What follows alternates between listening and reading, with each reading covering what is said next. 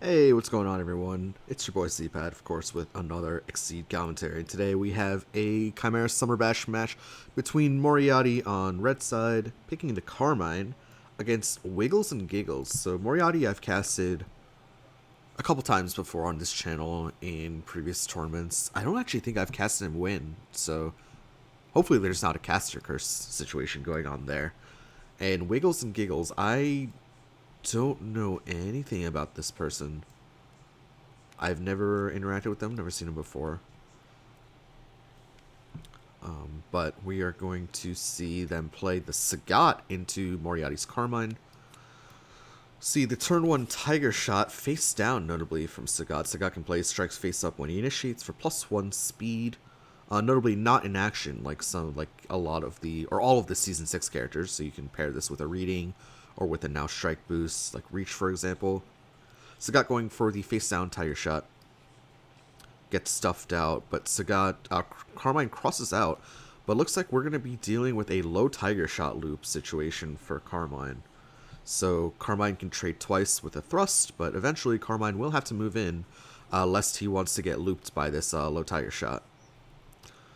So an interesting choice for Moriatti to cross out turn 1, but of course these Season 6 characters, they have multiple ways to advance forward with their normal boosts, with Grasp and Assault. Carmine also, I believe, has the Reckless Run on the Pulverize as well. So yeah, Carmine able to move right back into range 3, business as usual. A little bit of an early trade there, 5 for 5. I believe low Tiger Shot does 5. Yeah, we'll take a look at this. We'll take a look at Sagat's Fireball there. That was threatened. Moriatti spends the early thrust to deal with it for now. Sagat actually initiating a strike here. It's going to be a dive into a dive. Moriatti takes 5 more damage. So far, it's a really aggressive Sagat style coming out here. We're going to see a prep come out from Carmine. Sagat preps in turn. Surprised not to see a face-up dive for 5 speed. Carmine can't do a lot about that. But I guess Sagat valued the mix-up more than tacking on the +1 speed dive, and I mean he got the damage off of it because he baited out, I guess, baited out a dive in return. Looks like we're probably just going to see Sagat prep again. Yep, there's the prep action from Sagat. Carmine exceeded on his turn, so we'll now be able to reuse these blood pools. Notably, Sagat using a dive means that he's down a tech, which can be bad. Tech is really good into early game Carmine, especially a Carmine that hasn't really drawn a lot of his blood pools yet. So an early tech can be extremely powerful into Carmine, especially if he catches Carmine on a bad hand, but not the case here as the dive was used for tech. Back to Sagat here, who a little bit like Carmine's in center with a blood pool down, so this strike is pretty Carmine favored, honestly. Carmine can go fast slow here. Sagat can't initiate a face-up cross because obviously Dissolve will mean that Carmine could just play like a sweep or a Pulverize and hit back for massive damage. So let's see what Sagat does here. Normally Sagat does have a really good tool in Swift Destruction, +4 speed. So if you... Actually, we're going to see the Reach come out from Sagat. This is interesting. Discarding the Focus. Highly telegraphing Grasp is the issue. So I feel like Carmine just plays a range 1 to 4 slow here. It's like a Pulverize or a Sweep. Still do the job here. And we're going to see the Pulverize come out. And is it the Grasp? Yeah, it's the Grasp. I don't know. I really did not like that use of Grasp there from Sagat. Just felt really, really, really telegraphed. And Carmine will, of course, be able to hit back. So Sagat actually pushes Carmine into the corner. Of course, Sagat will be pushed back to range 4 due to the hit effect on Pulverize. The Twist will go into the gauge. Surely will be boosted again next turn with Carmine moving forward, I believe. In theory, Carmine can move back. Or if Carmine wants to stay at range 4, he can, of course, boost a Dissolve from hand. But we are almost assuredly going to see a Dissolve boost come out here from Carmine.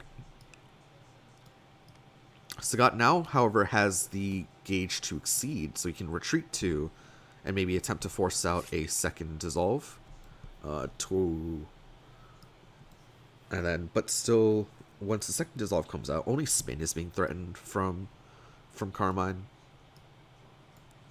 And if Sagat plays face up crit, oh, Sagat actually won't have the crit. I was about to say, Sagat had the crit, then that would be a face up 7 power low tiger shot, but not the case there.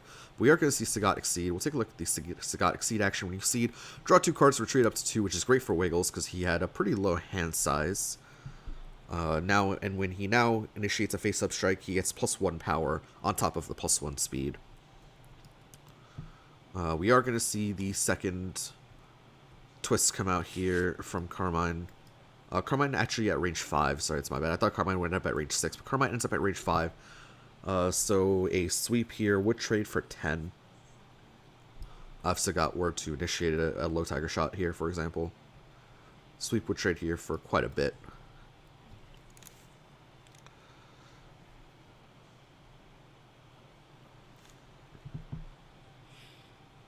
Notably, Sagat does have the Ultra Boost I think I was talking about. I think I started talking about this. I don't remember. Swift Destruction. Why is Sagat's head so... Why is Sagat's head so small in this art? Look at this. What is this perspective? What? I don't know what kind of perspective... I'm not an artist. I'll claim that.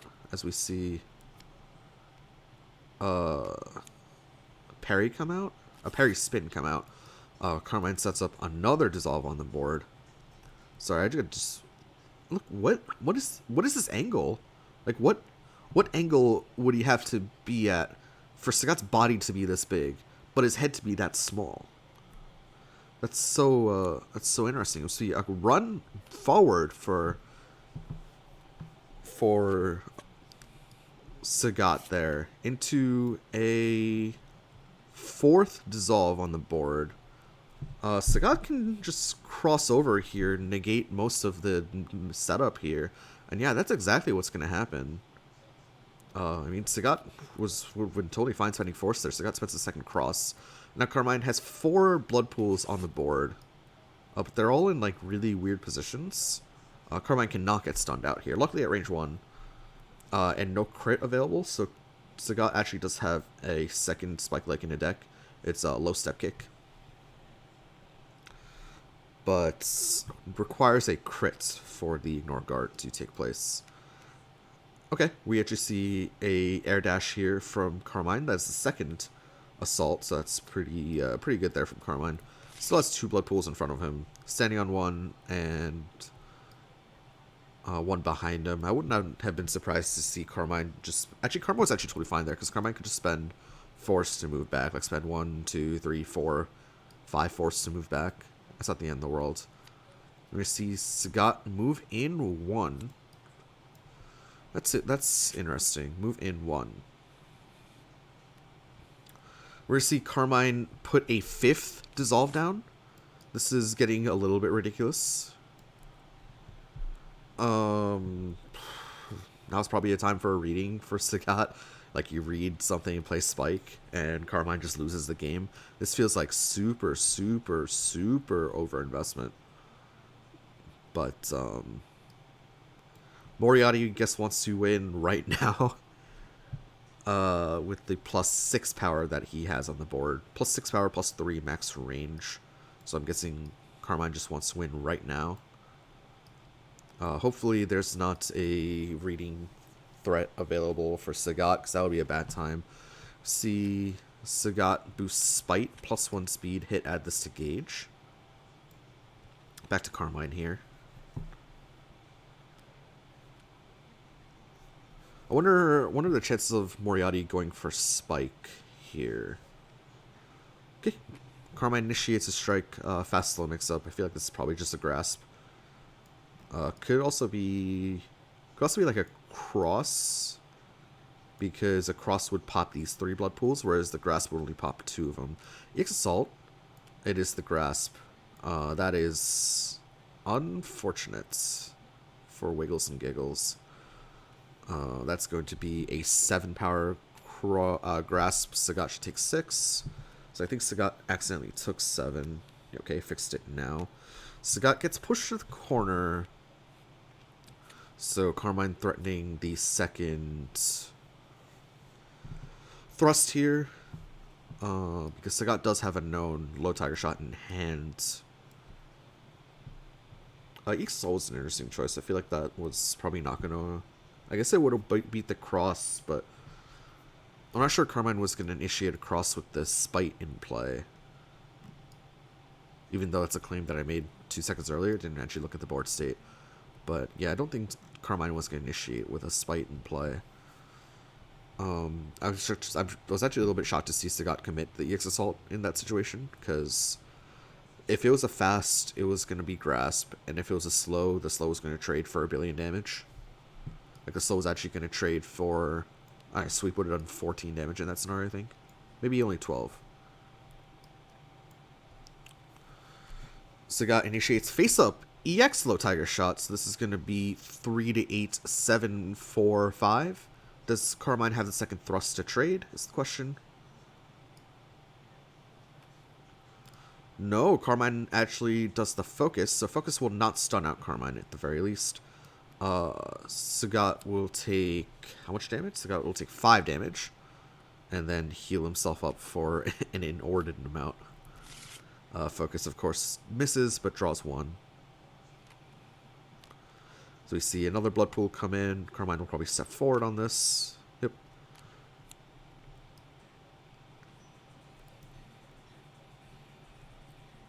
Back to Sagat here. I was facing on the barrel of 4 blood pools. Really, it was just that one combat.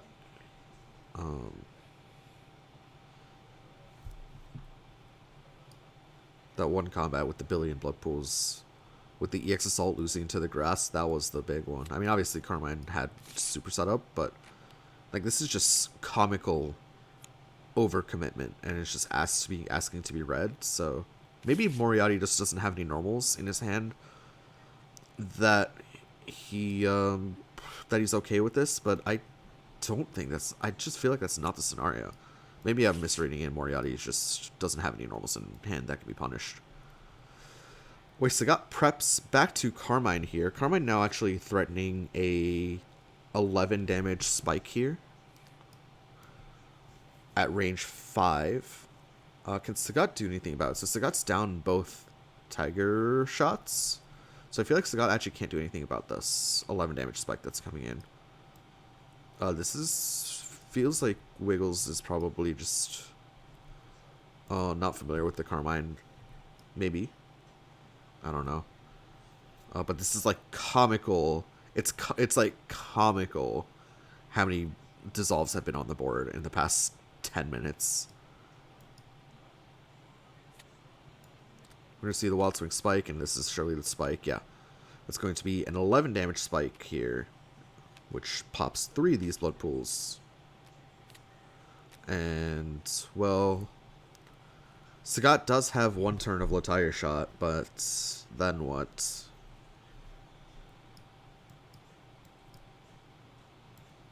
Crit low Tiger Shot would do 7 here.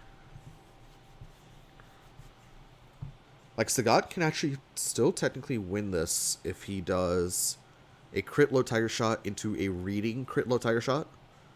Assuming Carmine doesn't strike, which I don't think Carmine can in this position. So Sagat can actually still low-key win this game. But I'm assuming that's going to be the win con for Sagat here. It is a crit low Tiger Shot into a reading crit low Tiger Shot. Face up, that would be 14 power between the two of them.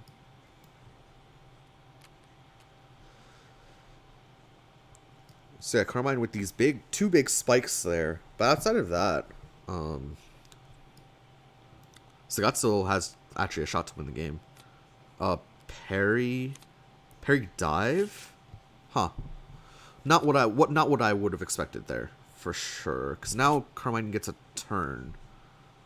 So this seems bad. That seemed bad. Maybe Sagat just didn't have a reading.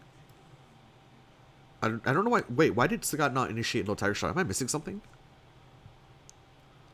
Why did Sagat not just initiate low Tiger Shot there at range 5 into a Carmine? I mean, Carmine was probably going to armor through it for what it's worth. So probably the setup I was explaining wouldn't have killed, but it would have done a lot of damage. It would have pushed Carmine 1. Parry should have been on the thrust if parry was a thing. Parry dive implies that WigglesNGiggles was scared of reading. I don't know. I feel like I'm missing something in the game state that maybe I'm not 100% seeing there, but reading comes out now. And the reading hits. It's going to be 7 power reading, stunning Carmine out, pushing him 1, and then popping all the blood spikes. And that's what I was talking about. This is exactly what I was talking about. This was the win con. It just came a turn later than I expected it to.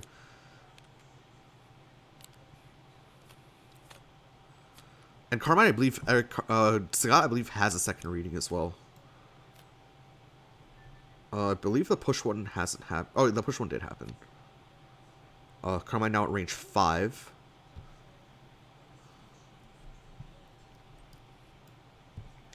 But yeah, that's probably one of the more quote-unquote reliable. I mean, it's reading, but that's one of the ways to deal with Carmine that oversets up. It's just by reading him. Carmine going to be placing a blood pool at range 1 from him. We're going to see the Swift Destruction. I feel like that's just going to get tech hit, though, so that's no good. That's actually probably game, because this Swift Destruction gets tech hit, and then Carmine strikes with Thrust. Carmine has no blocks left, so that should be game. Does Carmine not have a block in hand? Does Carmine not have Thrust in hand? Yeah, there's the tech hit. So yeah, you can't be boosting that in the late game like that when it's gonna get tech hit. And tech hit strike. Carmine or Sagat spent both blocks, so they should be lethal for Carmine. Actually, Sagat can initiate EX Tiger Uppercut and live here. That would be sick. That would be super sick if Sagat had the EX Tiger Uppercut to live on 1 HP against the either Assault or the Thrust that Carmine's threatening. Is that... I believe it's an option that's totally available, the EX Tiger Uppercut.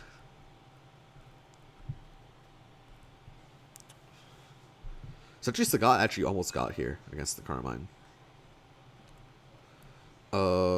Carmine now takes his card back and then plays another one.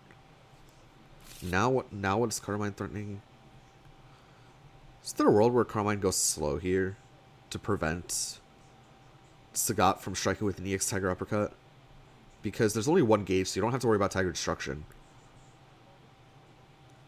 Maybe Sagat does go slow. Maybe Carmine does go slow here, just for that reason. Can't get spiked. So you just go for like a sweep here to prevent EX Tiger Uppercut, which we'll take a look at this card, which has 4 armor, but has after lose all armor. The just defense after, of course.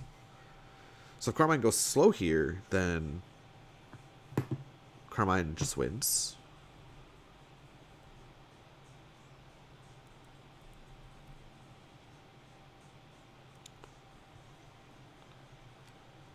There's the EX Tiger Uppercut, and yeah, Moriatti calls it perfectly and sweeps him back.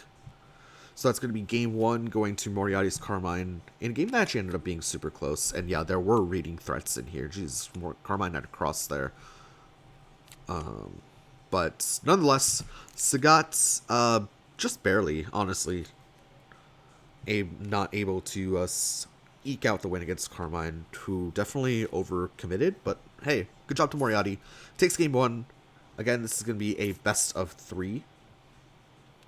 So Moriatti can no longer pick Carmine. I believe his remaining characters are Chun, Plague, and 9.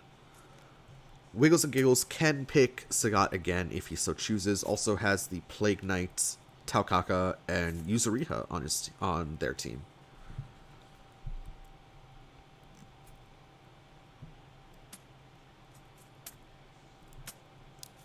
Let's see. I've never seen... So I know Moriatti plays Chun, and I know Moriatti plays 9.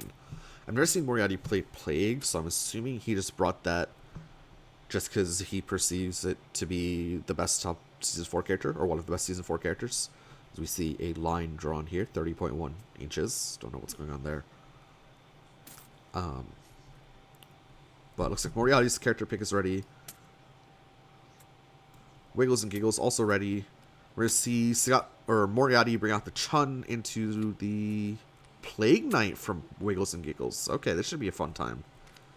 I like watching Plague Knight just because Plague Knight was maybe one of my first mains. Back when I was quote-unquote mains. Like one of the characters that I would play the most when I was first learning the game.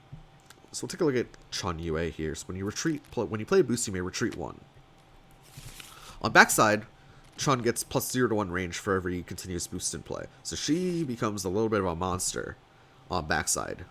Just constantly breaking the speed curve. Plague Knight, on the other hand, we saw a little bit of Plague Knight game before. We saw Mix bring out the Plague Knight. But of course, Plague Knight can tack on before hit and after triggers onto his attack from different cards. So basically like grafts attacks together. It's an interesting concept because it's an interesting concept in theory, but in practice it actually is kind of lame. In that optimal Plague Knight, it says here at random, but optimal Plague Knight there's very little randomness involved, I believe. So should be a time. Plague Knight likes to do damage in bursts, especially with Serum Supernus and Berserker's Brew. Just do, I don't know, like 2 8 damage strikes or something ridiculous like that.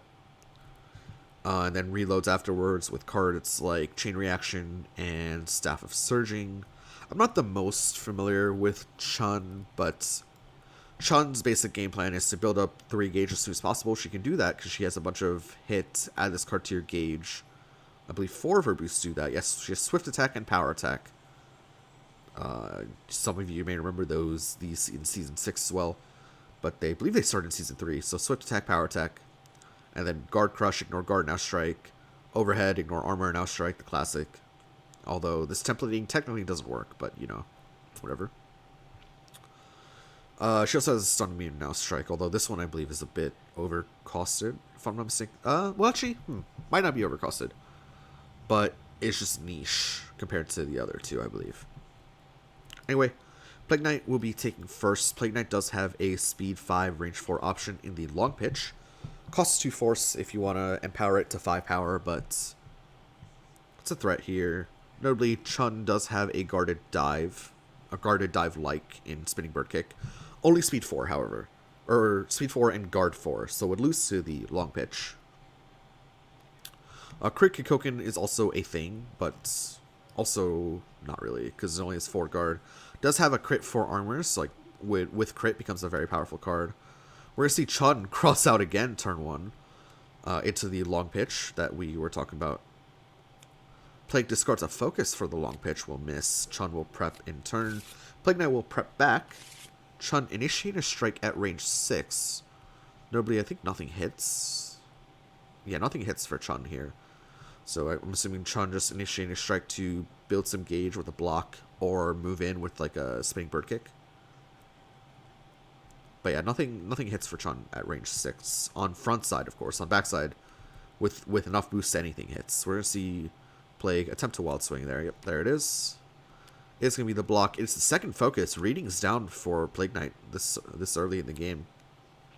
Chun able to build her first gauge super safely here at range 6. Again, I do expect Moriatti to rush the Exceed as soon as possible. Plague can't do anything here at range 6. Is the onus on him to move? It just might be. To move to a closer range than range 6. Plague has a range 5 card, which we saw in Long Pitch, but outside of that, is a pretty close range character. We have a range 2 here, we have a range 1 here, we have a range 1 to 3 here, and we have a Giant Bomb, which is sweep-like.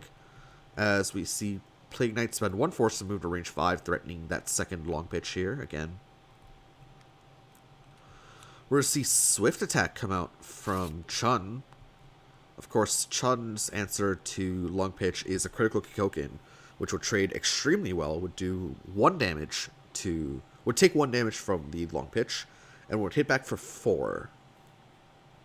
Would also allow Chun to move, and then Chun also gets a second gauge off the Swift Attack, basically replacing the critical required to block the damage from Long Pitch.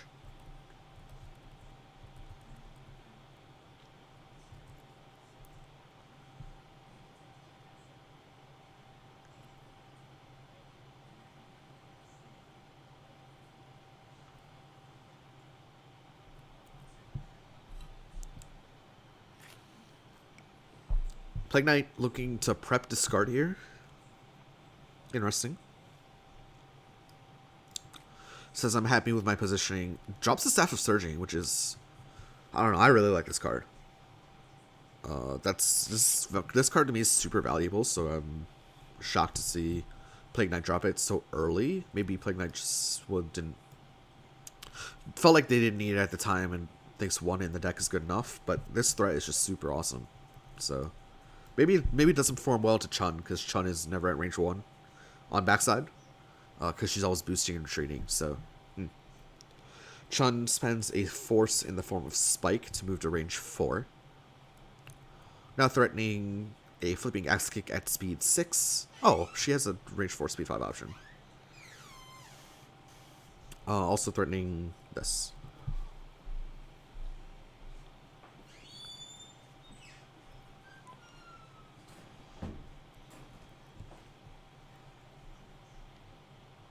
Parry? Parry's the flipping axe kick. I feel like WigglesNGiggles has been parrying low impact cards. I guess the dive wasn't super low impact, but I don't think it was a threat that Moriatti was representing. Maybe he was and I was just naive to it. But that's another parry spent for WigglesNGiggles for a flipping axe kick, which is a speed 6, but is pretty telegraphed. We're gonna see Chun boost +2 speed and then retreat due to her UA. Again, Kikoken, Plague Knight can now cross out to against this rather large commitment from Chun.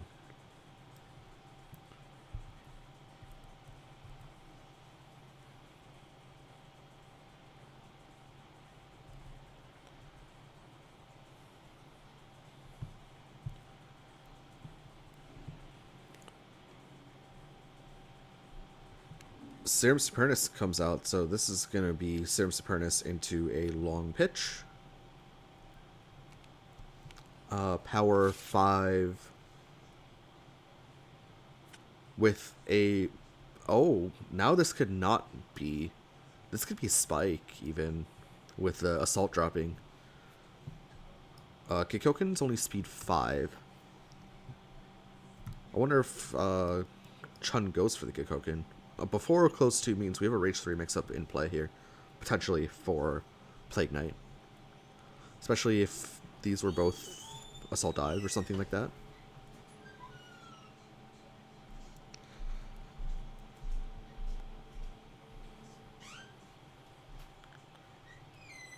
We're going to see Chun go for the crit Kikoken anyway at speed 5.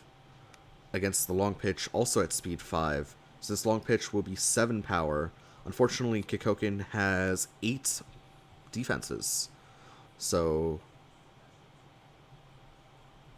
that is... Oh, wait, there's no... Wait, there's no extra power on this long pitch. It's only 5 power. That is super sad. I did not expect that to happen.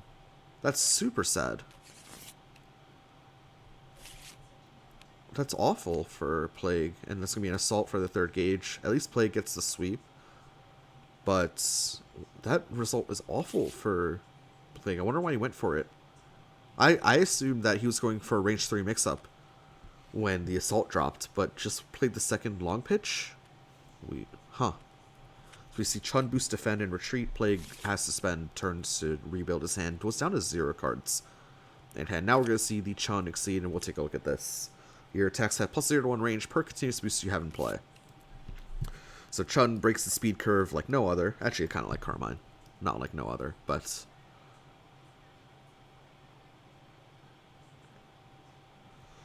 becomes a pretty menacing character at range once exceeded. Super menacing character. Breaking the speed curve in all sorts of ways. Plague Knight prepares again. We're going to see the power attack and retreat. So now Chun has +0 to 2 maximum range. Wonder how WigglesNGiggles is going to deal with this. Because he did let Carmine build more than I think he should have. So I wonder how WigglesNGiggles is going to deal with Chun doing the same thing. Notably, fastest threat that Chun can throw here is a speed 7, power 4 grasp that gains advantage.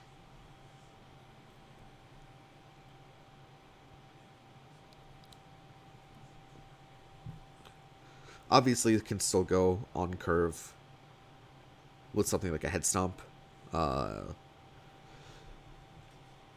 Chun definitely prefers the long side of the board here, so I would not be surprised if that was an option that Moriatti was considering here, just to get to the other side of the board eventually. Especially if Plague Knight moves in some, then I do expect that option to be represented by him. Let's take a look at head stomp here. Basically just moving to the long side of the board, where Chun has more room to maneuver.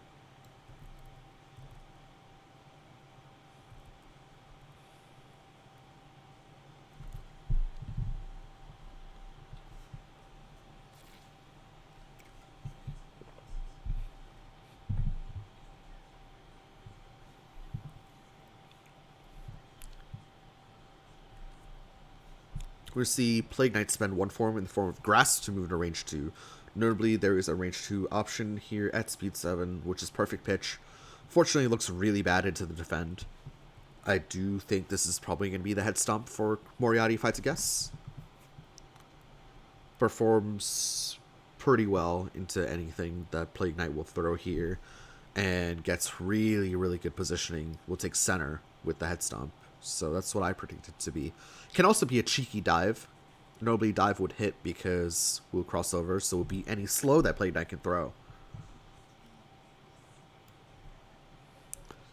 Can just be a speed 7 grasp as well, but I don't think Chun is going for that route, personally. Especially with the defend in play, although the defend could have been just a bait. It's gonna be a spike. I feel like that's not gonna win into anything. It is the speed 7 grasp. Guess my reads were a little bit off there. Chun builds 2 gauge and deals 4 damage to Plague Knight, pushes him 2 away, and now here comes the second fierce. Range 3 mix up now online for Chun. Plague Knight has to run in, runs into range 2. Notably, both grasps are down, so that's the only speed 7 option. So the dominant speed option is Plague Knight's perfect pitch here. Chun preps. Building resources, obviously looking for her own run as well, as Plague Knight matches the fierce.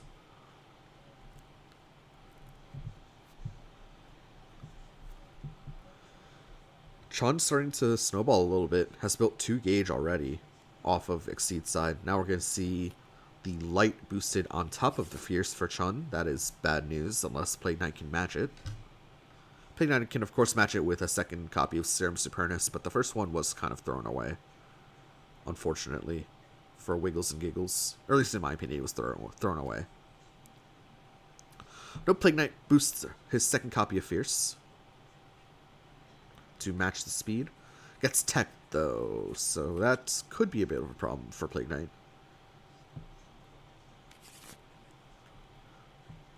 Reading might not be the worst idea here for Plague Knight, although Chun has a good amount of deck left, so I'm not actually sure where exactly this art is from.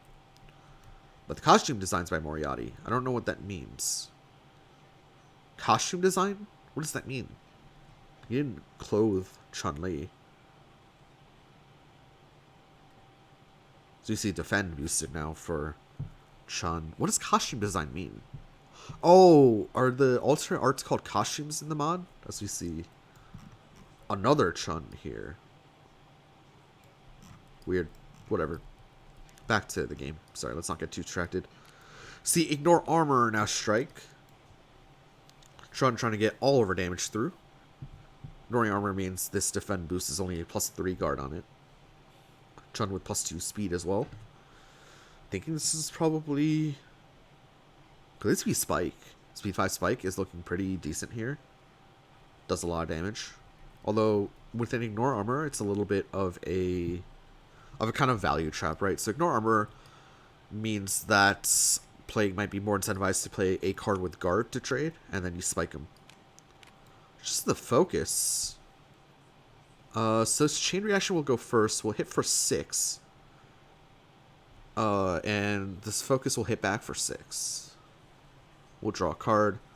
Last Wing Chain Reaction does not get an after because, of course, Plague Knight has a bunch of cards. Chun now has 4 gauge, so her ultras are online. We can take a look at them. Kikosho, not really a threat here. Hozenka, good late game threat, especially to close out a game when you're sitting alongside the board. This is... They did not boost... WigglesNGiggles did not boost this correctly. This is a now strike boost. So now spend up to 3 force, then strike plus 1 power per force spent this way. So basically how you want to use this boost is you want to get rid of the cards that you don't need. You strike with a card, and then the last card that you... So you keep 2 cards in your hand. You keep the card you want to graft on, and you want to keep the card that you're striking with, obviously. Looks like WigglesNGiggles is going for that. And we're going to be grafting on the chain reaction, of course. This is going to be a plus 3 power now strike. Telegraphing... Could be 7 damage perfect pitch, or 6 damage perfect pitch. It is the 6 damage perfect pitch. Moriatti attempts to go on curve, but fails with the lightning legs. So it's going to be 6 damage. Hit, draw a card, then the opponent must discard a card at random. Drops the Hozenka, and then Plague Knight gets to refill up to 4. Those are the last 4 cards of the deck. Wait. Why did Plague Knight draw a 5th card there?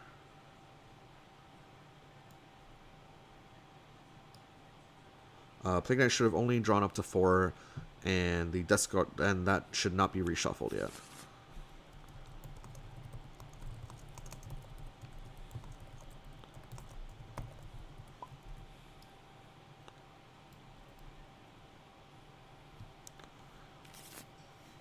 There. That's resolved enough. Plague Knight doesn't really care about discard order. Plus, Moriatti should really be card counting here to figure out what these 4 cards are.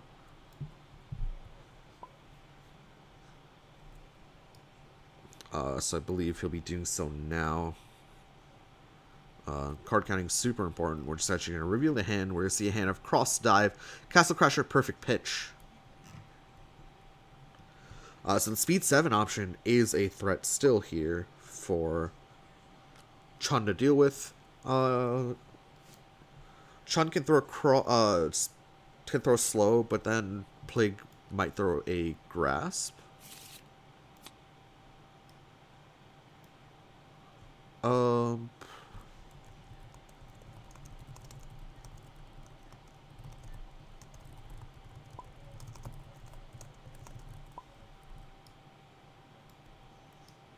Did Chun take a turn after the last strike? I feel like she didn't. Because the last strike was now strike from Plague. Nope. It is, in fact, Chun's turn. Just resolving a couple game state errors here, but looks like we are good to go.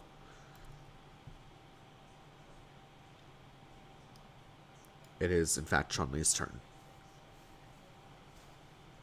Reading is a threat here. We're actually going to see the Faultless Focus, Stun Immunity, now Strike, hit, add this to Gauge. Discarding the Assault. Striking here. I wonder what this is. This could be a dive. Get out of the corner. Stun Immune dive is pretty good here. Catches Cross. Catches Perfect Pitch. Does not catch Plague Knight's dive, but beats Plague Knight's dive clean. I'm assuming this is going to be a dive coming from Chun here, because it catches the cross. It's the Hozenka second copy. Missed that. And Hozenka will catch the cross. That's spicy. That's incredibly spicy. I thought both of these were in the discard, but I guess not. We'll take a look at this card. Real game closer here. 9 power. I completely missed that. I should have called that out as an option. I mean, it's a dive like, but we were looking for cross catchers, but we forgot or at least I forgot the biggest one. This is Hozenka. Like Chun building up a ton of resources there. in that mid game, able to Hosenka. Cross at least catches, but Plague Knight now down like a super large amount of life. Chun has space to maneuver, to retreat as well. This is big advantage Chun here. Big advantage Chun. Notably, Plague Knight can graft on a dive, but the problem is Plague Knight has a bunch of cards in his hand now. So Plague Knight can craft an unbeatable attack with the dive, can craft an unbeatable attack with the Serum Supernus. Like a Serum Supernus into Spike would be great here. But the issue is he can't really... actually, he can graft on the dive if he spends all of his cards from hand. But the problem is if he grafts on a dive, he won't be able to graft on a Chain Reaction to rebuild. Or a Staff of Surging, for example, to rebuild. So this is pretty tough for Plague. And Plague's bursts generally aren't as high as 10. So Plague still probably needs 2 combats to win. We're going to see the unexpected results come out. Now Advance or Retreat to hit, reveal the top card of your deck. If it's a normal attack, add to gauge. Otherwise, plus 2 power, discard it.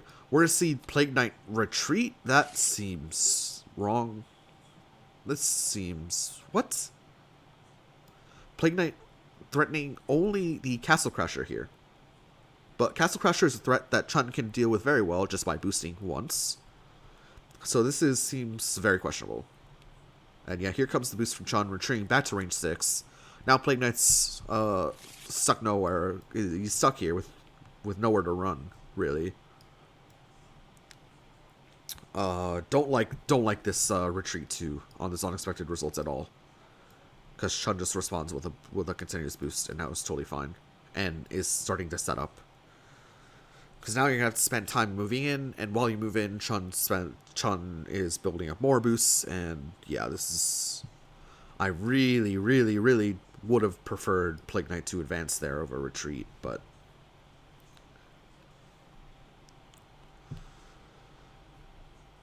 Also, like, super hard telegraphing the Castle Crasher with both long pitches down, like, telegraphing a single card. And the problem with telegraphing a single card is if that card's not unbeatable, and this card is definitely not unbeatable, especially by a character like Chun, that's bad. That's really bad.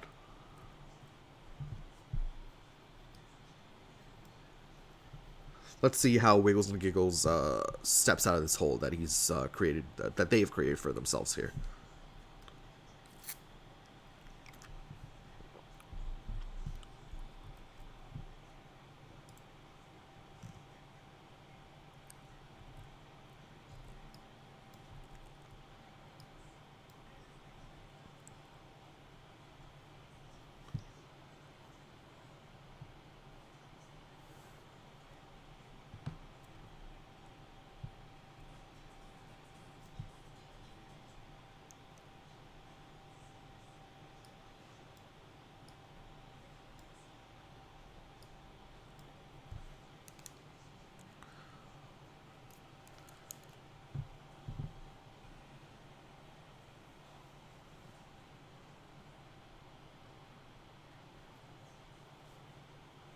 So we have a little bit of a break in the action as Plague Knight decides how to deal with this setup from Chun. Surely involves a move action, moving in, or boosting Perfect Pitch, for example, which is known in Plague Knight's hand to advance or retreat 3.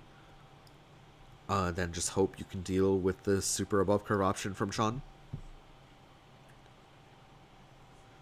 You can also just chalk this up to a loss and prepare, I guess.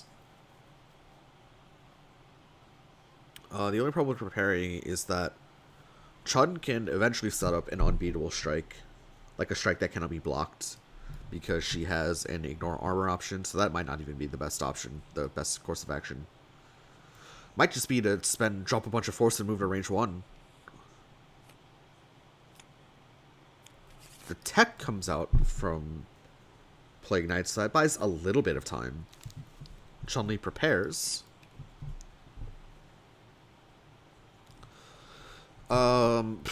Is there a reading threat online?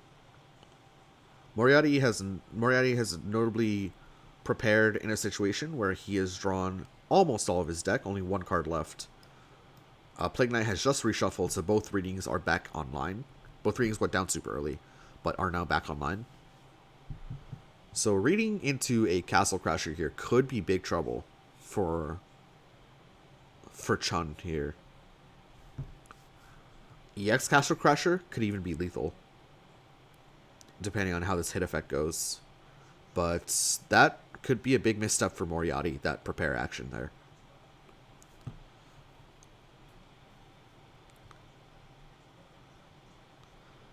And yeah, WigglesNGiggles, looking at that discard, maybe thinking of punishing with that. I mean, if there are no assaults and no dives, then it's going to be really difficult to punish. Right. So maybe Moriatti is actually totally fine. If there's an assault or dive left, then Moriatti could be in trouble.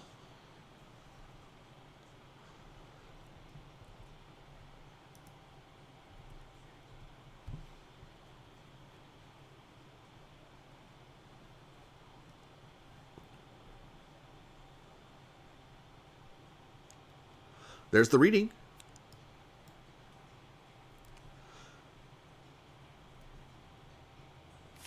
And Moriatti has the dive. We'll be discarding the Castle Crasher for +2 power. Wait, what's going on?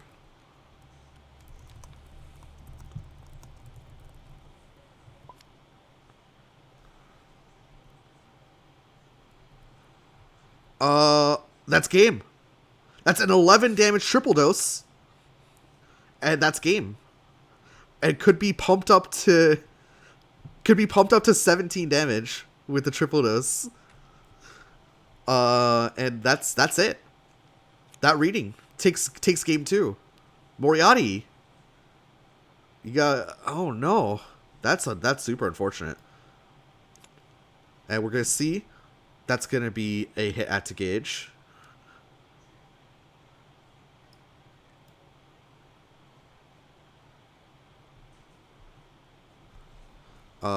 I mean, they're just doing this for fun, I guess. Yeah, that's it. Plague Knight takes game 2 with a reading. Because Moriatti was just not careful enough with the reshuffle there. Opted for a simple prepare, and it cost him big. Anyway, moving on to game number 3. WigglesNGiggles has stolen game number 2 here with a reading. Thanks to that huge misstep from Moriatti. But they have, I believe, a Sagat, a Tau, and a Yuzuriha against Moriatti here. Moriatti can switch characters. Looks like he's not going to, though. Or he's posturing that he won't. Okay, never mind. Takes it back. Moriatti still has his own Plague Knight alongside the Chun and the 9, the Phantom.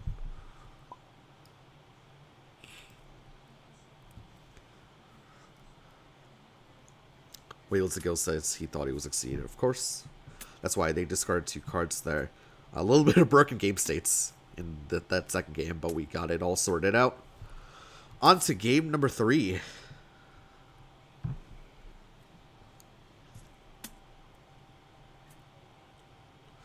We're going to see the Sagat into the 9. That's a matchup. That's a matchup I've not seen before. Let's see how Moriatti's 9 fares into the Sagat, because you can't really do zonery things as 9 into a Sagat, right? 9, of course, we can take a look at the kit. Super. I mean, we love our Navy Pressures, we love our Kunzites, but we love our Morganites, we love our Emeralds, and of course the super speed dodge. Ignore guard here. Super good mid speed, excellent boost, like super strong boost. Huge kit. As we see 9 set up the sealed area here. Let's see how Moriatti sets up the sealed area. I don't remember. Does he do numpad? He does a reverse. I have no idea what this is. It's like a reverse 0 to 8. Get that reference generator out of here. We need space for playing our character. And then pops the Astral on top. Get that out of there. 9 needs so much space to maneuver, man. Take a look at her UA. Begin with 1 copy of each Ultra and Special sealed, so 9 only has 25 cards in her deck. The OG character with a non-standard deck size. When you seal a card, first return a sealed card with the same printed speed to your hand. So basically, 9 has insane amounts of recursion. Very much a toolbox character as well, for that reason. So we see 9 mull 4 cards, and Sagat mulls 5. So 9 on her first reshuffle will draw a bunch of normals, and then depending on what cards she seals, can draw way more specials for the second half of the game. So definitely should be an interesting matchup as we see Moriatti prepare with the 9 back to Sagat here.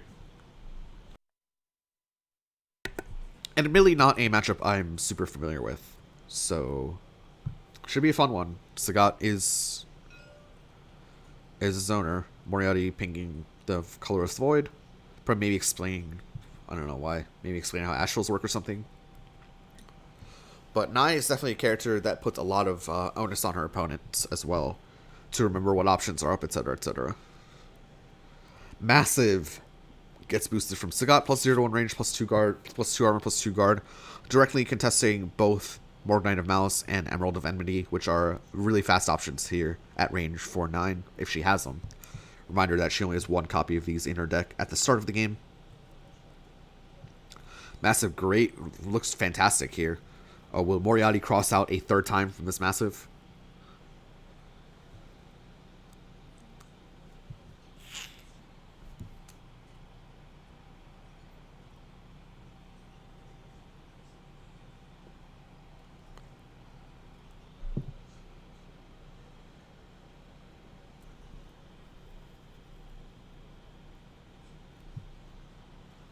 And yeah, I just want to say, last game, I made a claim that Plague Knight bursts in only 7 or 8, but that's obviously not true with the Triple Dose, right? Triple Dose is the one card that bursts you for more than that. I guess WigglesNGiggles was a little bit fortunate to get the plus 2 power on it for the lethal as well, because notably he wasn't exceeded, so he had one option. I'm assuming it was a 2 in 3 chance. I'm assuming that EX Castle Crasher was the threat earlier, so I'm assuming it was a 2 in 3 chance to pull the plus 2 power for plus 6 power as Moriatti boosts defend there. But just want to make that clear. That Plague Knight's only super bursty card for more than 7 or 8 is, of course, that Triple Dose, which can hit for up to like 23, I guess, with a single boost. Can really get up there. Normally you see a hit for 11, or at least I see a hit for 11.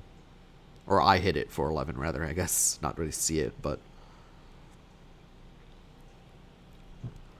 Okay, 9 looking to trade here. We're going to see a parry come out from Sagat here. Parry's the Morgnite of Malice. 3-5, 4-5. Normally only 1 copy of this in the deck of 9. We actually see Sagat, or WigglesNGiggles, go for the parries a lot. I don't think he's blocked a single time yet. Really, really likes that parry. And hey, parry's a super good boost, especially if you know what to parry. 9 boosts run, moving to range 1, back to Sagat here. Notably, 9 does have a range 1 spike in the Amethyst of Annihilation, which has a bunch of defenses here, so actually looks super good. And of course, the Kunzite looks alright. So we're going to see the Anger Charge come out. If your next attack is Tiger Uppercut, it's plus 2 power, plus 2 speed, plus 2 guard, and it's critical. Moriatti immediately strikes into that. We'll take a look at this Tiger Uppercut card, so you can add those numbers together and see. It is going to be the Tiger Uppercut. However, Tiger Uppercut loses all of its armor into this focus. So this Tiger Uppercut will be 6 power, does not push 2, and then Moriatti takes 4 damage back. So that's the downside of boosting cards that are super telegraphed, right? Is that when they're not unbeatable, they might just lose. And this one didn't lose, but Sagat spent a lot of resources into it. Sagat spent a massive and a second in the terrifying, or the Anger Charge boost on it as well. And Moriatti just spending the 1 spike boost on it. We're going to see a Wild Swing response to the Amethyst. It's going to be the Cross. So the Cross will go first, hit for 3. The Amethyst will hit for 5. Will not push, so will not gain advantage for Moriatti. Moriatti takes a bit of a life lead. Sagat now at range 3 from 9. Yeah, and Amethyst is such a good card there.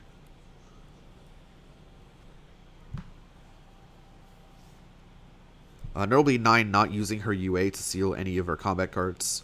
Could have sealed the focus to bring back Navy pressure, but chose not to. Cannot seal the Amethyst because an Amethyst is already sealed.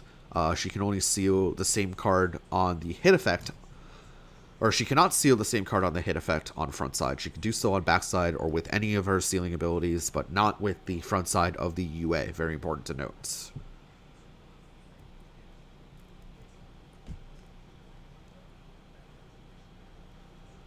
Back to Sagat here. Sagat can be initiating a face-up strike here.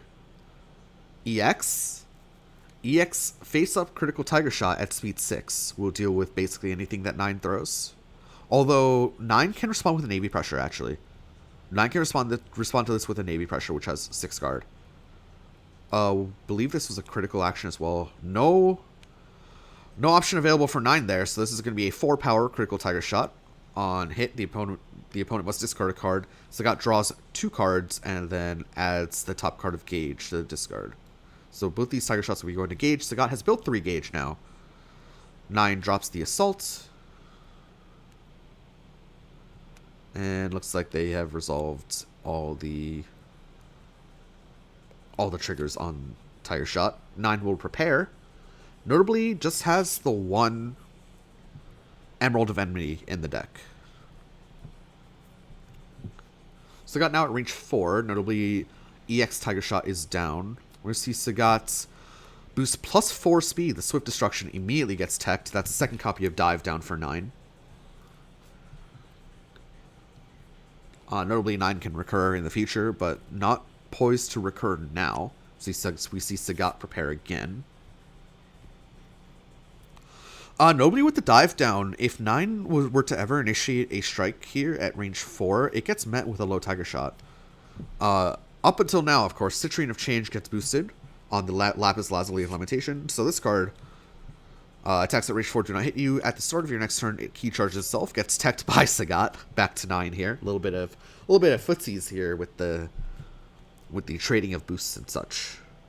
Back to 9 here, looking to boost something else. If I had to guess, maybe Coral. Coral boost looks really good here for 9. But 9 can't play her normal game, right? 9 can't exactly run away because of the threat of LTS.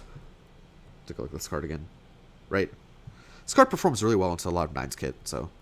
Yep, and there's the Coral boosted as we predicted. Plus 0 to 1 range, hit, advance, or retreat 2. Says hit, dodge, and extra range. Very good boost. Super good boost. Insane boost, even. Sagat notably has 3 gauge. Does not have the 4th gauge for the super threatening Tiger Cannon. Now, notably, this card, with a little baby Sagat head, as we mentioned in the first game. This card does not look super good, but of course, this card really pairs with this card, and suddenly you're looking at an 11 damage Ultra, right? Or I guess only 10 on front side. There's your combo. Coral boosted here, super annoying for Sagat. Sagat now has to deal with a range 3 mix-up where he doesn't really have a range 4 option at this point in time. With both Tiger Shots in the gauge. I believe both techs are down. A speed 5 dive doesn't even perform super well because 9 also has a speed 6 option in Emerald of Enmity. But, so Sagat's probably can't stay... Well, Sagat probably just loses the next strike, actually, because Sagat really can't go anywhere for this Emerald of Enmity. Sagat can move to range 1, I guess, and then play a sweep or something. But even that's not, like, super guaranteed to hit, right? Because 9 can just initiate a cross at range 1, and then just run out of the way. Take corner as well off that, so... I mean, this boost just wins combat so easily. It's an insane boost. It's absolutely insane.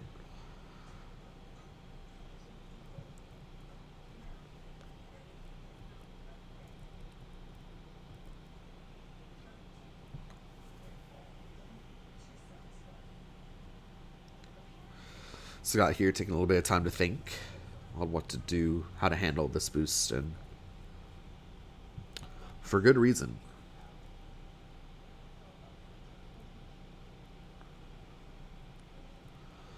A reading is how Sagat's going to handle this. And it's going to be met with an EX. EX sweep? Oh. Sagat trying to pop the sweep with the Tiger Destruction. Unfortunately, not going to happen. So the Tiger Destruction will go first. We'll hit for 7. Advanced 3 is done. We'll hit for 6 after armor, excuse me. EX sweep will hit back. A little bit very fortunate for 9 that 9 had just had the EX instead of just the one copy, and is able to hit back. Otherwise, Sagat would have taken a huge lead there. As it stands, pretty even trade. Sagat does have to spend the gauge on the Tiger Destruction as well. Even health totals. Moriatti preps. Sagat preps. Back to Moriatti here. At range 1, is not really interacting with this part of the character at all yet. Like, I am shocked to see 9 not seal the sweep and bring back the second Amethyst. Don't really know what's going on. I don't know why Moriarty's not sealing. We're going to be sealing now. So there is a force cost to this. And is now going to seal the sweep. Did you pay the force?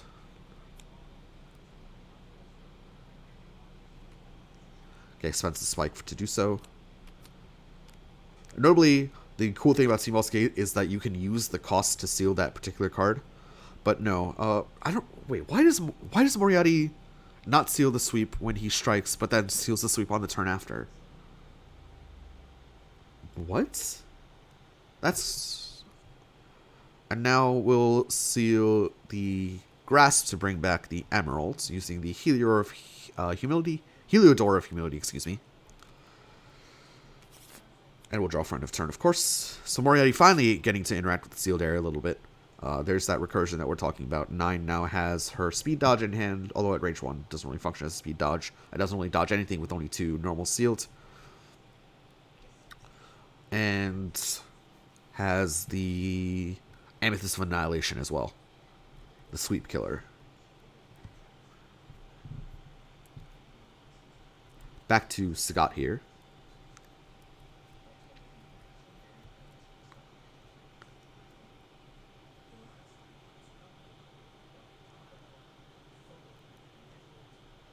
Sagat will just prepare. Back to 9. 9 looking to boost something. We'll boost the Fierce. +2 power. Threatening, of course. I mean, with the defend, could threaten like a 6 damage assault. Although I think both assaults are down, so maybe not. Can threaten a 6 damage Kunzite. Would be pretty spicy. Obviously, the 4 damage speed dodge is a thing. 9 also has a 1 gauge Ultra that has 8 speed. Can be threatening that as well. Although with the defend boost, I mean, we're looking at some of these higher reward options, right? Like the Kunzite, like the known Amethyst, etc., etc.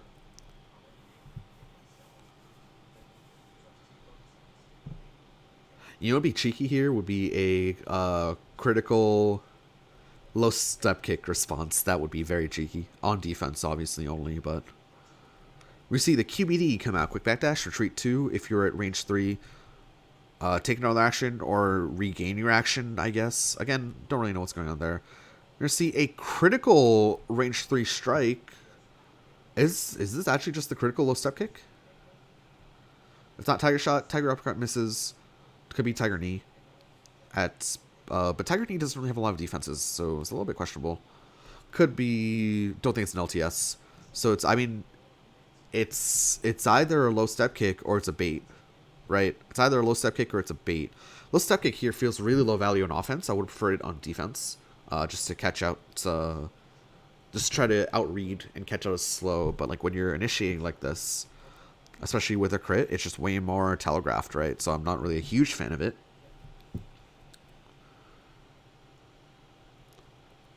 Could also be a fake. Could also just be a crit spike, crit dive, crit assault. Crit spike would be spicy here, and that's not really a play that I would expect right away. Especially because we saw a game from Sagat not involve any crit spikes. Moriatti just going to cross out, says no. That's, waste the boosts, unfortunately. Sagat moves in 1. I guess didn't have an answer to the low step kick. Obviously has 2 power, so you would need an EX or you would need focus as 9. 9, however, moves to range 5 now, where Emerald is down, Morganite's down, Kunzite's up, and Navy Pressure's up. We're going to see Citrine of Change boosted again for 9. I will probably just... I'm assuming Sagat just passes turn here on this. We'll hit the gauge, give 9 her 4th gauge, where she can get her super good exceed side. But I'm assuming Sagat just preps into this or something. Yep, there's the prep. Citrine of Change hits gauge. Your boost hits gauge.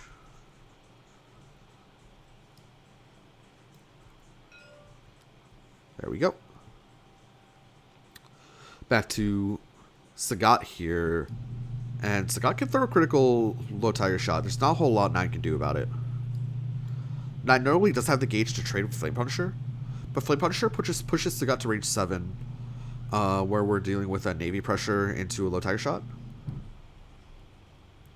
Oh wait, can't respond with Flame Punisher. Because low tiger shot pushes. So it just has to be the Navy Pressure that 9 responds with. We're going to see the +4 speed. That really does not matter at all, so this is confusing. Like, low tiger shot does not need the +4 speed. So Moriatti's going to read something. He's going to read an assault dive and try to punish it. Misses. So we're going to see the low tiger shot in response almost assuredly. It's whatever whatever's... What was red? Well, assault was not red, which is interesting, because I believe there are 2 assaults left in the deck. Maybe there's only 1 assault left. I know there's less... If dive was red, there's maximum 1 dive. But I feel like there are 2 assaults left, but maybe I'm mistaken.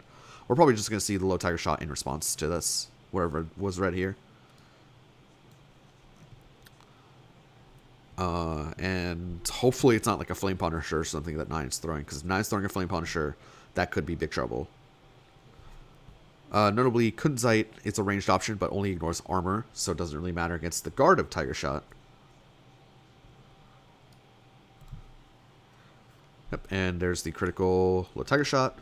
It is the Flame Punisher, and Flame Punisher is going to miss. 9 spends 2 gauge, gets pushed away, and that is so bad. That's so bad for 9. Oh no, that's awful.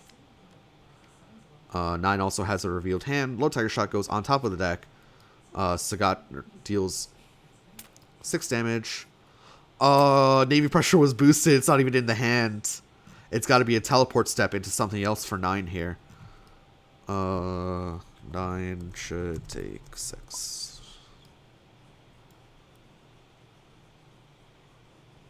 And Sagat jumps out in front. And this hand, it's gonna need some nice, like the little formation there that Moriatti made with his hand. It's gonna be a teleport step into something else, right? Wait, it's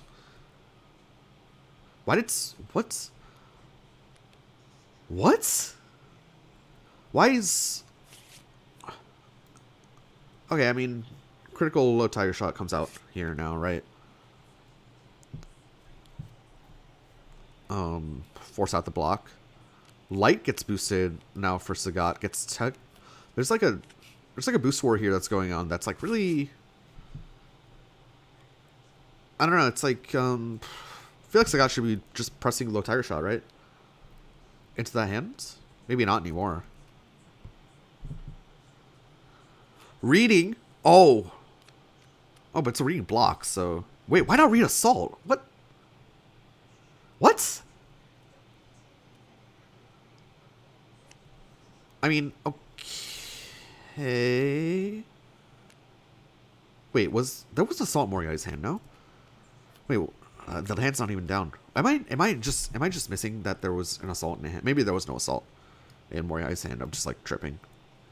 I don't know why block was red, but... 9 going to be striking here with one of our 3 cards. I believe 2 of them are off the top. Maybe only 1 is off the top. Nope. 9 changes her mind and prepares. Sagat just throws another LTS out, surely, with this life lead. I don't know why WigglesNGiggles was wasting time boosting there.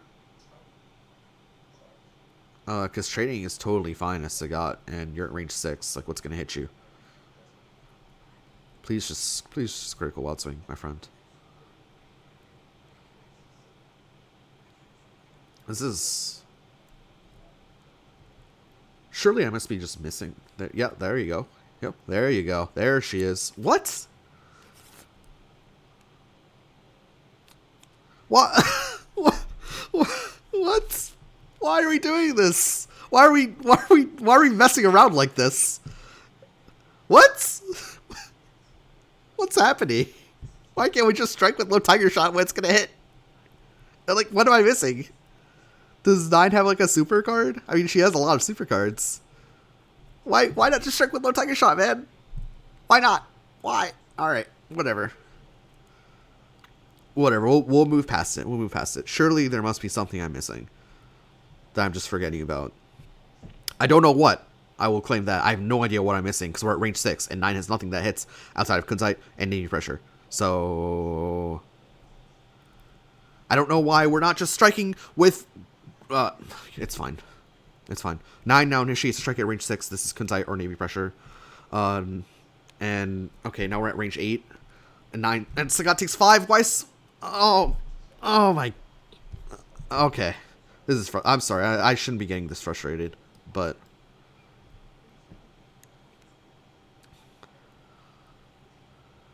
Does Sagat have EX low tiger shot off the top? What's going on? Sagat is going to change cards 3? Drawing 4? Drawing for the low tiger shot that was on top of the deck for the last 10 minutes. Okay, back to 9 here. 9 has to run into range 5, and man, this is... Okay, let's just reset, let's recompose ourselves. Back to Sagat here.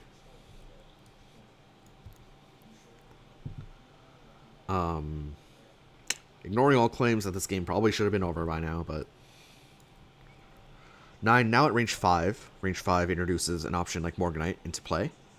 At speed 5...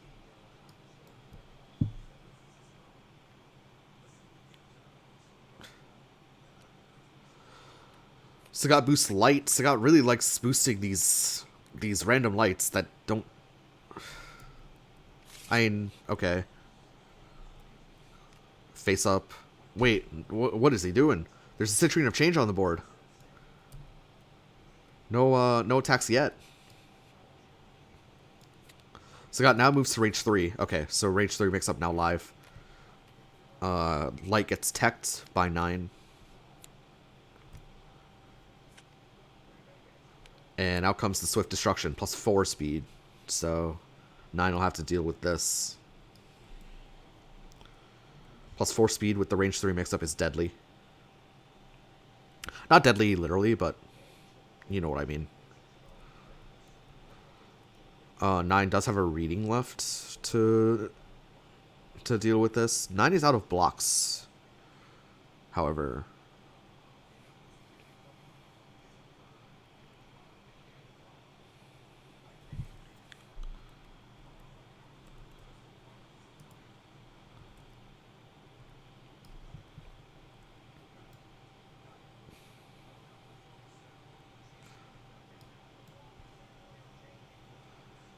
What's 9 thinking of doing here? Is 9 thinking of exceeding?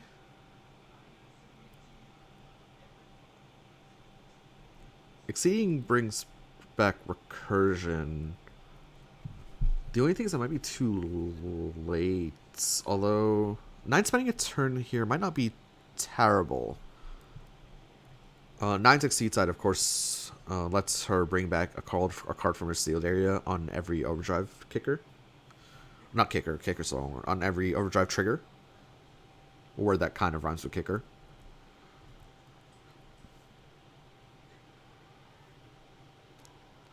Okay, 9 going for the Exceed side. We'll take a look at this. When you seal a card, first return a sealed card with the same printed speed to your hand. So no restriction there. Although you do have to spend a force to seal your attack now. And on Overdrive, you may seal a card from your discard pile. So this is just such good recursion. Like, immensely good.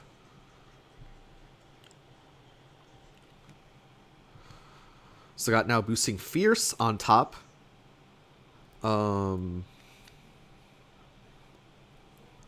What?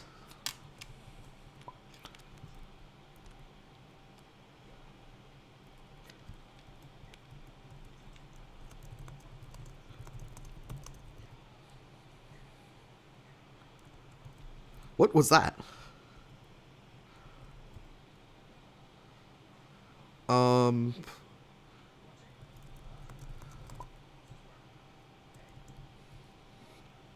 Overdrive to seal drive.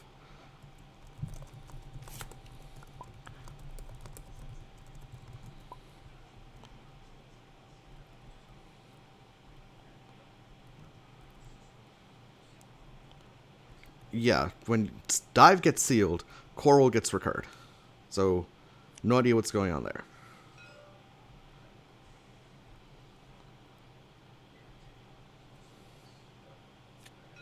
That's not correct.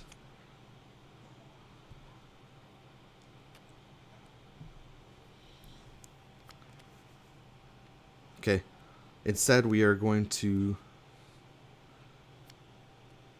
seal Amethyst and return Light, and then play Light, and then draw for end of turn. But now Sagat has a +2/+2 on the board. So this feels like it's not enough to deal with whatever Sagat's going to throw here, right? All Sagat needs to do is push a button. That's all that needs to happen. Just push a button, and both blocks are down. Don't need to worry about block. Just push a button. Push any button that hits, obviously. Preferably one that has a decent amount of power behind it. You're up +2 speed. You're up +2 power. This light really doesn't change the game state a whole lot. Which is kind of... Yeah, I don't know why light was boosted.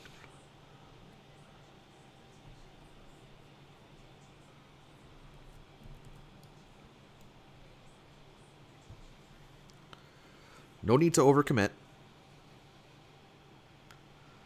It's time to do the thing. Notably, Moriatti could have gotten a tech by sealing a cross and returning Emerald of Enmity. Actually, no, hold on. There's definitely a way that Moriatti could have gotten it back, but it involves like multiple seals.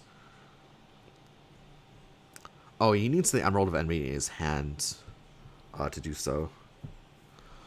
Or needs like the Navy Pressure boost in his hand, but then Navy Pressure doesn't let him get another action. But if Moriatti really wants to tech, what he needs to do is that he needs to discard a card from his Overdrive to return, to seal the dive first.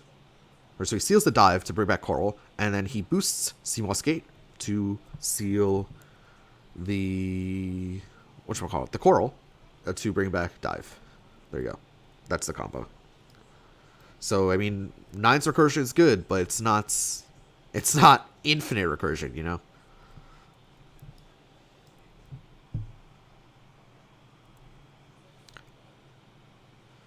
Okay, WigglesNGiggles just needs to hit one button. Does it not have a range 3 button? Surely it's a range 3 button. Although... is Emerald in the hand? Parry? What are we parrying? Emerald?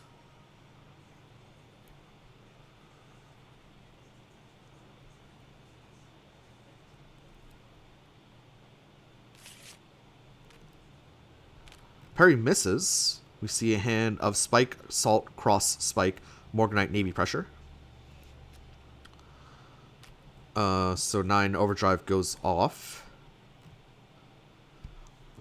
I guess you parry Emeralds because Sagat has no dive and only a spike. No speed 4 option, only a speed 5 option. And then you parry the... a lot of dilly-dallying going on this game, huh? A lot of dilly-dallying. Anyway, that's a handful of garbage that Sagat will probably need to... that 9 will probably need to chuck. Lest she wish to get red. Well, then maybe you lose the next strike anyway, and then you just... I don't know. Anyway, Overdrive goes off for 9 soon.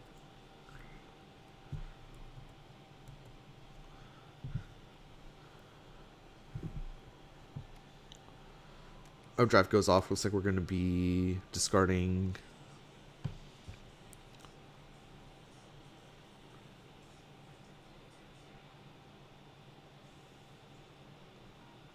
something to recur something else. Moriatti has a lot of specials in here. No normals outside of the grasp. Nobody doesn't have the emerald, so can't do the play that we were talking about before.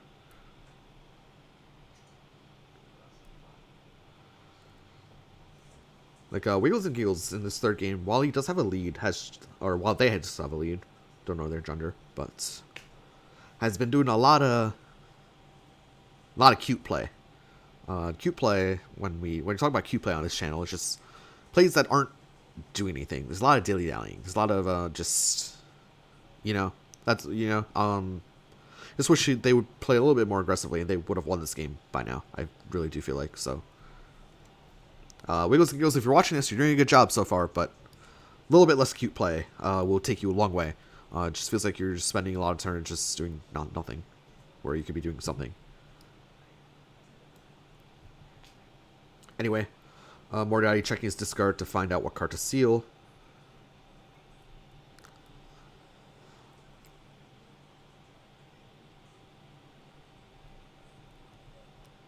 Seals the Kunzite. Let's see what discards the Kunzite off the Overdrive. We'll seal the Cross to bring back the Emerald. Now we have Speed 8 Emerald in live because we are dilly-dallying. We're now going to be boosting CMOS Gates, spending a...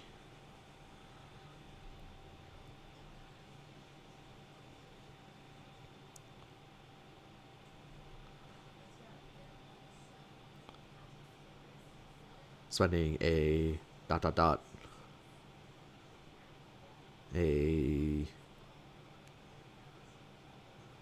cross.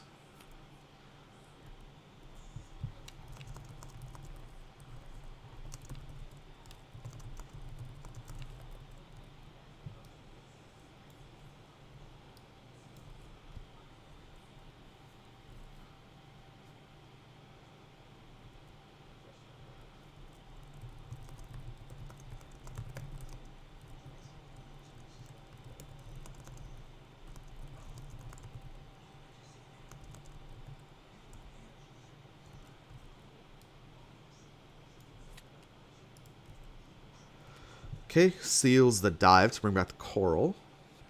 So next turn we'll have a tech to play with. And then what's the next action? Sorry, I tapped out for a second. Did I miss anything? I feel like I didn't. Take another action.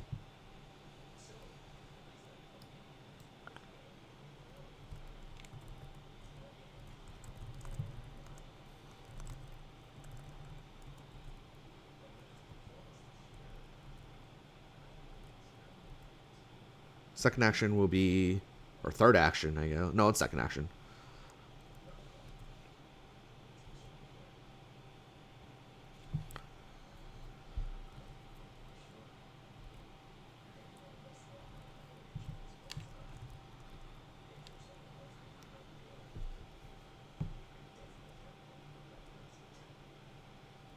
Second action will be, as we have a big lull in the action here.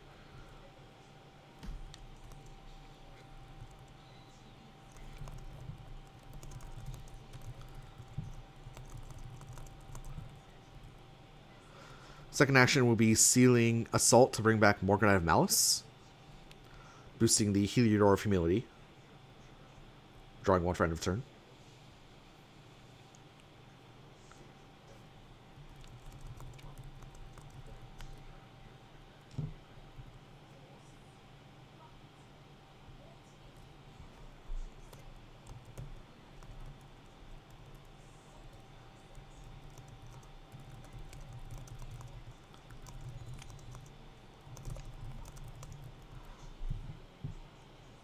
Okay.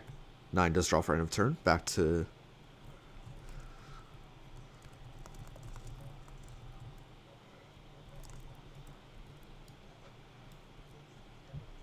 Back to Wiggles. Please strike here, because now a dive is going to be returned, and your winning position would be turned into a losing position. Please strike. Please strike.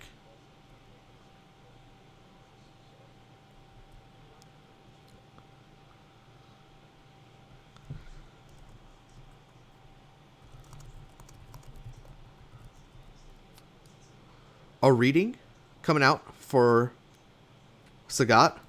Reads EX Spike, plays Assault. Thank you. Moriatti will take 4 damage off this strike. Sagat will take advantage. Of course, normals were known. We know that. Now we see a critical strike from Sagat. Is this critical uppercut? Critical knee? Wild Swing Sweep, probably not going to do the job. Critical knee, WigglesNGiggles takes it 2-0. Second card was Focus, which is the last armored option in 9's deck, I believe. But WigglesNGiggles set up that winning position, kind of did nothing with it, but in the end, didn't matter.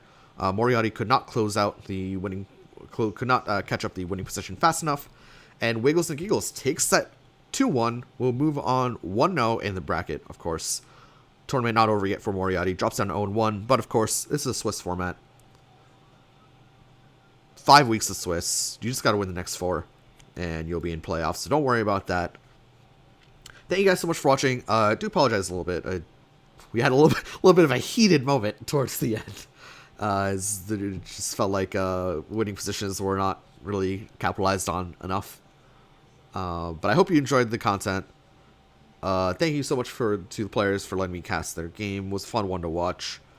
If you enjoyed the content, feel free to hit the like, hit the subscribe, hit the bell. Thank you so much for your support. Keeps me going, keeps me motivated to keep doing these. I really do enjoy watching Exceed play out and analyzing Exceed. I enjoy it way more than playing it, actually. So this is fun for me, even though at times it sounds like it's not fun. I promise you it is fun. I enjoy watching people play Exceed. Even when I sound like I'm not. But WigglesNGiggles, congrats for taking the set. First time I ever see you play, so congrats on the W.